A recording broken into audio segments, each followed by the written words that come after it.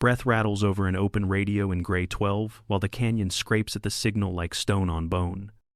Wind drags dust across helmets and packs until it settles on the wounded as if choosing a place to rest. The air feels tight and stale, a lid pressed down by heat and fear. Every pause carries the weight of time closing in, and the floor of the ravine seems to tilt toward silence. Footprints are shallow, where men crawled for cover and then stopped moving.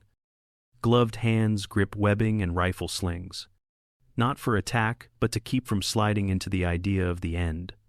A broken tripod lies braced against a slab of rock, its legs taped and trembling. The optic point's nowhere useful now, yet it stays aimed as if willpower could bend the angles.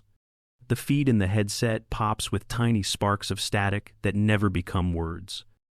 Breathing answers breathing, thin and irregular, and the radio keeps its channel open like a cracked door. Inside the command tent, the light is cold and clean. A map is spread flat, while satellite images glow with edges sharp enough to cut. Boots plant around the table as officers hold their voices low. Colonel Aaron Whitaker asks if Indigo is still breathing, and the answer comes back short and firm. Someone states what no one wants to test, that no aircraft survives Gray 12. No one spends another sentence on it, because every sentence costs attention.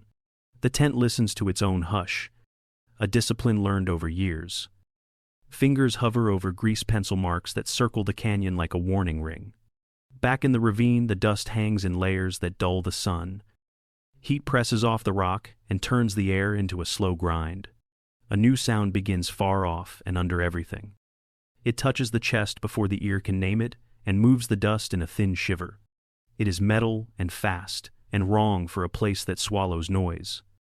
The wind does not make it and the stone does not carry it, but it grows anyway. Morning at Camp Ridgeway sits pale and hot, with the slow burn of JP-8 riding the wind.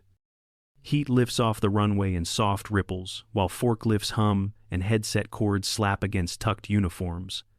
Lieutenant Colnora Hayes waits where she can see Hangar 4 and the tarp that hides her, A-10C.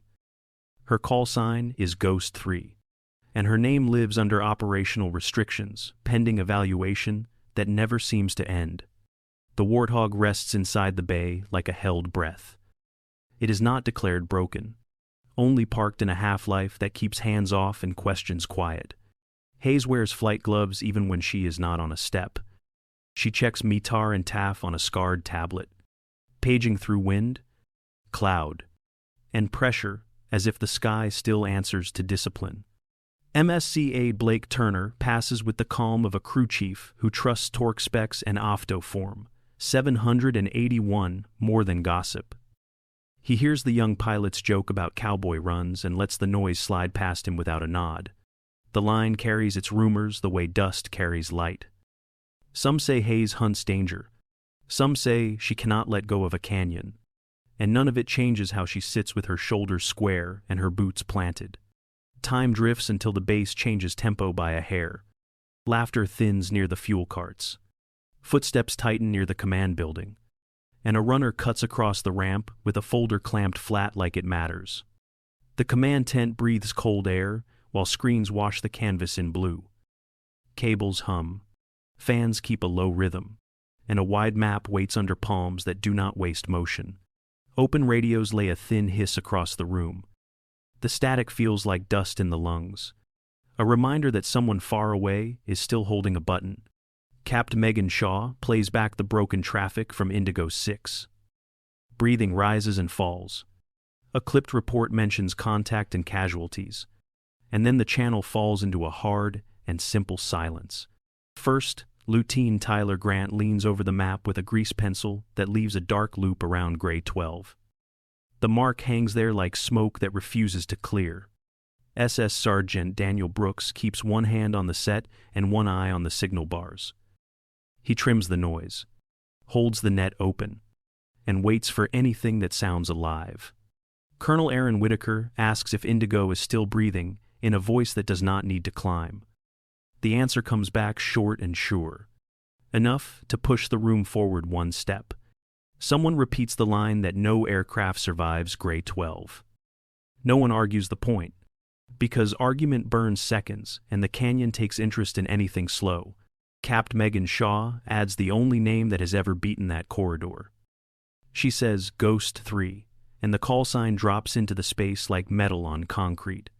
Hands settle at the edges of the map, while eyes find the red circle again. The tent hears its own hush, and the question about Indigo threads back through it like a tether. Outside the canvas, the light is flat, and the wind carries runway grit. Inside, the air tightens as if the decision has already started to move, and every heartbeat leans toward the circle. At the painted line of the restricted bay, Lieutenant Cole Nora Hayes steps across without fuss. The hangar air feels held in place as tool carts sit still, and the tarp lifts a corner in the draft. MSG Blake Turner does not block her path. He lists what matters in a steady mind. Fuel short of full. Hydraulics touchy. ALE-47 CMDS degraded. Several flare and chaff buckets not ready. Right up still open, but no red X. Hayes asks if the jet can fly and keeps her eyes on the aircraft. Turner answers that takeoff is certain and that landing is a later conversation shaped by margins. Runway. And luck earned by procedure. She pulls the tarp in one clean draw, and the A-10C shows scarred metal like old armor. The airplane looks tired and ready at the same time. A machine that knows how to be hurt and keep working. Hayes climbs the integrated boarding ladder and settles into the cockpit with a calm that feels like gravity. Battery on. APU spools. EGI, fast aligned to a minimum good enough. Radios set with guard monitored. SAS confirmed. CMSP checked with CMDS in semi or man. She scans engine instruments and cautions until they read like a quiet room. Fingers map the switch rows by habit, then pause long enough to feel the jet answer back through the seat rails. The tower asks for intentions and states that taxi is not cleared. But she keeps her voice level in her own head and continues the flow. Brakes release. A touch of throttle rolls the nose wheel, and the airplane begins to move as if it had been waiting. On the line outside, faces glance up and then away. People step aside without speaking because procedures live on paper and Gray 12 lives in memory. Taxiway lights wink in the midday haze while the tires hum a low, certain note. The decision feels old, like it was made before the morning started, and the base shifts just enough to let it pass. News from the tower hits the command tent like a cold splash. Ghost 3 is taxiing, and the room tightens without a word. Concerns about a court-martial flicker at the edges of the map. Colonel Aaron Whitaker keeps the center, asks if Indigo is still breathing, and hears a clear yes. Sir, that moves every eye forward. He shifts the room from argument to action.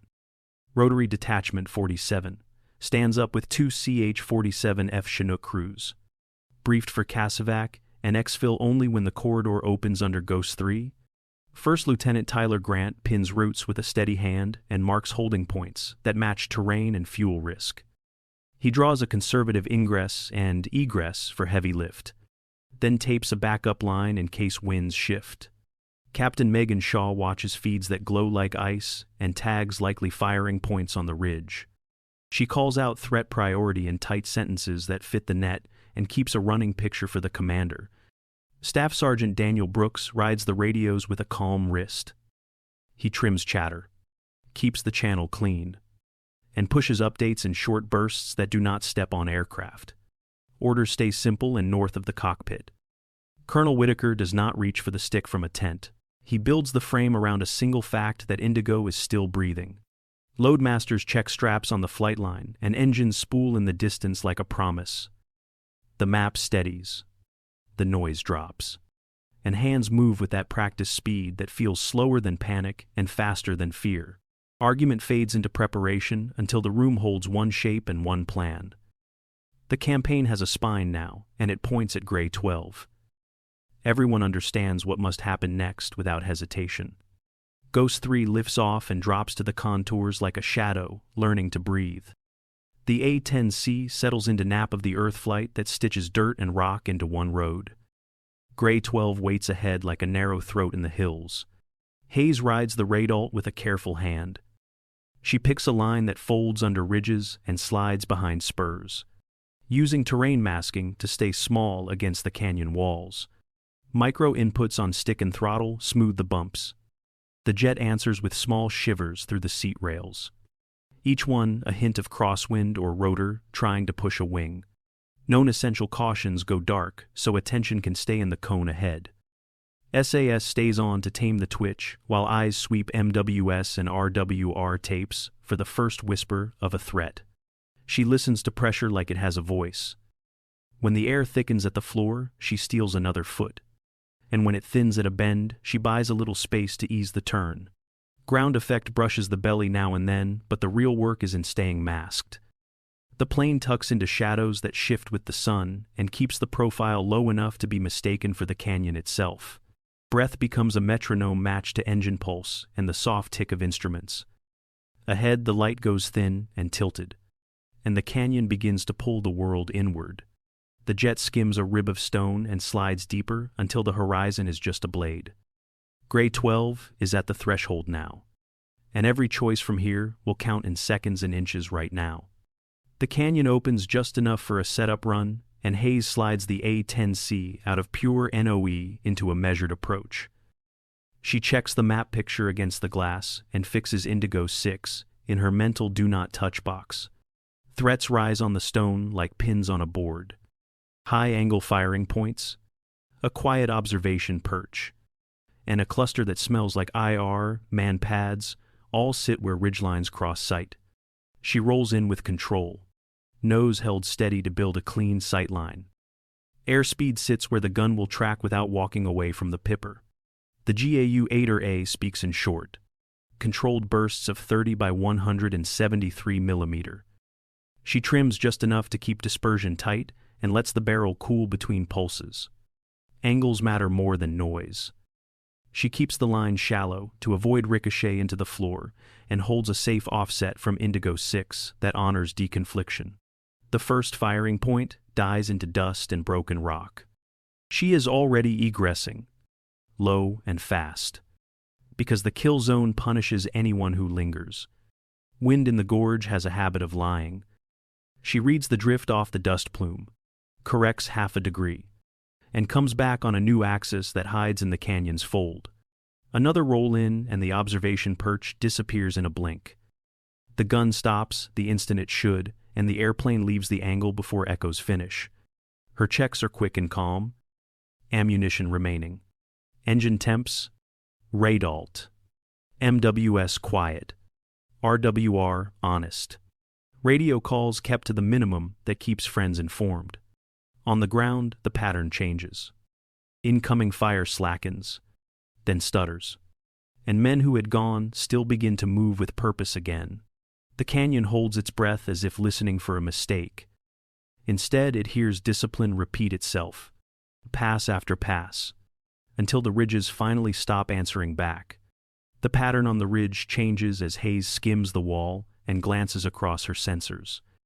Heat blooms sit higher than the fight and stare out of the canyon like eyes set for a different prey. She matches the dots to terrain and sees fields of view that stack like cards. The arcs point toward the approach lane, not the team on the floor, and the spacing feels built to catch rotor beat and hot exhaust. IR man pads hide behind rocks with clean lines into the sky. The geometry says they are patient and waiting for heavy lift, not for a close air support jet slipping between shadows. Hayes shifts her priorities without drama. She keys the mic with a short call that Ghost 3 is engaging South Ridge, and then tightens her turn to line up the first nest. The tone in the command tent steadies as the picture snaps into place. Capt Megan Shaw layers the feeds and tags the ambush for what it is. A screen aimed at the corridor that Rotary Detachment 47 must fly. First Lieutenant Tyler Grant redraws the Chinook path with a pencil that does not shake. He adds a hold far enough to wait for a clear call and a secondary exit if the wind turns ugly. Staff Sergeant Daniel Brooks trims the net until it is quiet and useful.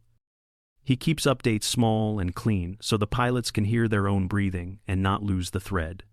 Colonel Aaron Whitaker gives consent by not dragging the plan back to the table. He lets the rescue pivot around the jet, already inside the canyon, and holds the team on the edge until the lane is clean. Hayes sets her nose into the slope and builds a tidy run.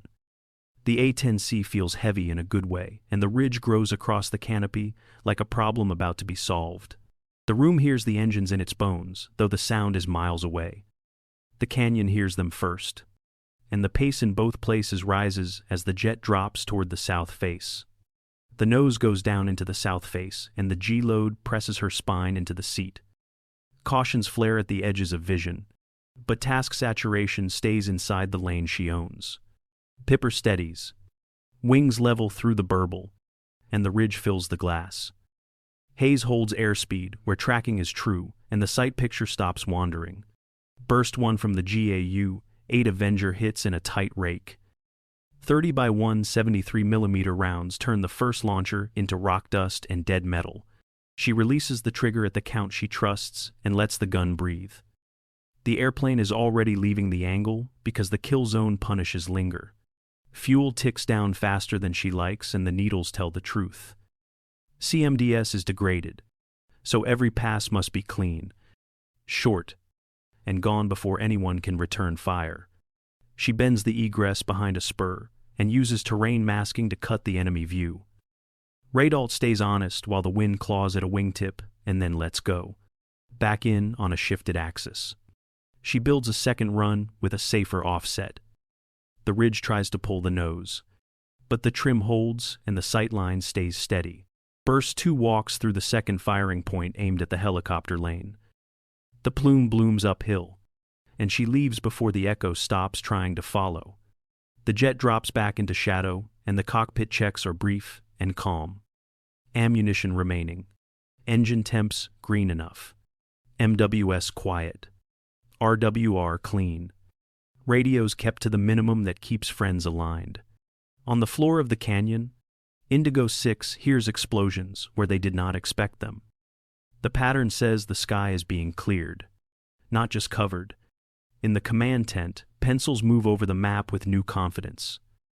Routes for the CH-47F Chinook pair slide onto the corridor Hayes is carving open. She resets switches with a practiced thumb and glances at fuel again. The A-10C hugs stone and turns for another approach. Low and fast. Already writing the next line of the lane. A white spear of heat lifts from the ridge and bends toward the mouth of the canyon. The seeker finds the second CH-47F Chinook holding outside and settles on it with cold intent. Nora Hayes reads the angle in a blink and steals the line. The A-10C cuts across the path to place a hotter body in front of the missile and drag the eye from the helicopter. The missile warning system rips through the headset while the radar warning receiver hums like a low drum. The countermeasures dispenser system spits flares in a degraded mode because any heat can buy a breath. She breaks into the threat as training wrote it. Bank toward the shooter. Keep the nose honest. And let terrain masking erase the line of sight as stone climbs along the canopy. Radalt stays low enough to make the ground feel close. Stability augmentation remains on to tame the shake while she trims the roll and holds airspeed inside the narrow box that keeps control authority strong. She refuses to fill the net with words.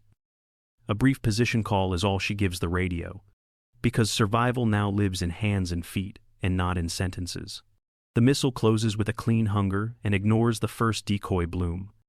Heat pours off the engines and paints a brighter target, and the seeker follows like a moth pulled to a porch light. She slides the jet along a wall until the canyon scrapes the sound into a single note. Dust lifts in a ribbon under the belly, and the profile disappears in the seam between shadow and rock. In the command tent, the realization lands without ceremony. She has taken the lock that belonged to the Chinook, and the room steadies around that choice as maps shift to her lane. Back in the canyon, the range collapses, and the gap ahead narrows into a slot. She keeps the Radalt honest, shapes the line for the last cover, and readies the turn that can make the missile miss. The A-10C rides the wall of Gray 12 like a pressed shadow. Radalt numbers sit razor low while rock pushes past the canopy in inches. Hayes feels pressure on the stick change like weight in the palm. The missile chases the heat with stubborn hunger and closes the gap. She holds the line a breath longer to draw it deeper into the slot. Timing lives in feel, not numbers written on any card. At the last mark, she pulls clean and hard along the rock face. The turn squeezes the path until stone fills the windscreen and everything roars. The seeker cannot bend that corner and drives itself straight into granite. Fire hammers sideways and punches the air into a fist that hits the jet. Stabilizer shudders like a muscle past its limit and then finds a shake. Smoke threads along the canopy rail and one engine coughs before catching. A hydraulic caution flickers and she arms manual reversion out of habit and sense. Single engine limits slide through her head in a fast check that leaves options. SAS holds the attitude while she levels, trims, and glances across the panel. CMDS shows degraded, yet she taps a quick test and confirms a partial response. Engine temps read rough but survivable, and fuel sits tighter than she wanted. The horizon steadies, not level but honest, and the airplane stays with her. In the command tent, silence lands with the last echo on the screen. They understand she killed a missile with stone, not with a handful of flares. Colonel Aaron Whitaker keeps his face still while roots for the Chinooks hold. On the floor of Gray 12, the air feels lighter by a small degree. Indigo 6 shifts wounded and checks weapons with movements that look like belief returning. Hayes circles low with a thin flag of smoke behind her and keeps the sky clean. Breathing matches engines. Cadence steadies. The A-10C holds a low protective orbit over the mouth of Gray 12. A thin tail of smoke trails behind. But the turn stays level and the airframe feels steady. Nora Hayes keeps the pattern tight enough to see every ridge and shadow. Her voice on the net is calm and brief, giving Indigo 6 a clear window to move. On the canyon floor, Senior Chief Jason Cole pulls the team into a disciplined flow. Petty Officer Noah Reed manages litters and airways with practiced hands, while Chief Mark Voss watches the flanks. The first CH-47F Chinook noses in with wheels kissing the dirt. Ramp down early. Crew chiefs guide the load, while rotor wash turns the ground into a storm of grit. Deconfliction holds like a rule carved in stone. Hayes keeps her orbit offset and her nose clear of the helicopter lane while the team moves. A last firing thread stirs on the ridge and she rolls in from the cold side. The GAU-8A speaks in a short burst that cuts the attempt before it can build. She is off the trigger the instant it lands. Egress is clean and low, and the orbit reforms without stealing air from the rotor disc. The second Chinook slides into the zone as the first lifts with a heavy breath. Load order stays tight and hands pass weight along the ramp without wasted words. Radio calls stay clipped to essentials. Cole confirms head count while Reed secures straps and Voss counts rifles and eyes as if both matter the same. Dust swallows the landing area and then peels away as both helicopters rise. Their climb is slow and deliberate, building altitude into the safest path out. Hayes keeps the ring for one more lap to make sure nothing follows. Sensors stay honest. The ridge stays quiet, and the corridor holds. Only then does she ease the nose toward home. The smoke line thins in the wind, and the sky above Gray 12 finally feels empty. The approach comes in low and fast to shorten exposure. Nora Hayes lines up centerline and lets the jet settle into a firm arrival that suits a machine built to take hits. Tires bite and the airframe shudders, then tracks straight as the nose drops. She holds the pedals steady and lets the roll bleed away before easing into aerodynamic braking. Fire crew rolls from the ready spot with bottles and eyes on the panels. The A-10C clears the runway, turns off at the first safe taxiway, and stops where ground can work. Soot stains run along the aft fuselage, and a scorched panel catches the sun. The left stabilizer shows a small bias that stays inside control, and the gun port wears a faint ring of dust. Chocks in, pins in, and safety covers come on in a quiet rhythm. Engines spool down to a long fade, while the cockpit goes from hot and loud to warm and still. MSGT Blake Turner takes inventory without a word. He reads fasteners, seams, and leaks with his eyes and waits for the silence that means shutdown is complete. Hayes drops the integrated boarding ladder and steps down with careful footing. She pauses, breathes until the shake leaves her hands, then moves to the wing route. The ramp hum returns to normal and the crowd does not gather. An unmarked car stops near the edge of the flight line and two plainclothes step out with steady posture. They do not need to explain and she does not need to ask. She gives Turner a brief nod, then walks toward the open door while the jet cools under a bright, flat sky. The room is small and bright, with walls that keep their own counsel. No insignia hangs here and the air feels carefully measured. A folder waits on the table with the corners squared to the edge. Paper moves, and a steady voice lays out what the rules say. The list is read in professional order. Ignored no-fly directive. Unauthorized aircraft use. Restricted airspace penetration. Unapproved engagements. Risk to classified assets. Nora Hayes sits straight and keeps her hands still. Breath settles. Shoulders even. Eyes clear on the center of the table. Pages turn and the tone does not change. The words now carry outcomes instead of violations. 6 lives extracted and accounted for. 11 hostile positions neutralized. 2 CH-47F Chinook preserved. A corridor opened where none existed. Procedure continues as if it were a runway with centerline lights. Questions are asked for the record. Answers stay narrow and clean. Hayes listens the way pilots listen to checklists. She lets each line pass through the same discipline that held inside the canyon. A small black patch slides across the table and stops within reach. The stitching reads, "Storm glass," and the room grows quieter by a degree. Meaning arrives without flourish. Files will be sealed. Records will move. A name will step off the visible roll. There is no talk of celebration. There is only the work of closing one mission and preparing for the next requirement that will not be shared. Outside, the flight line stands in the steady heat.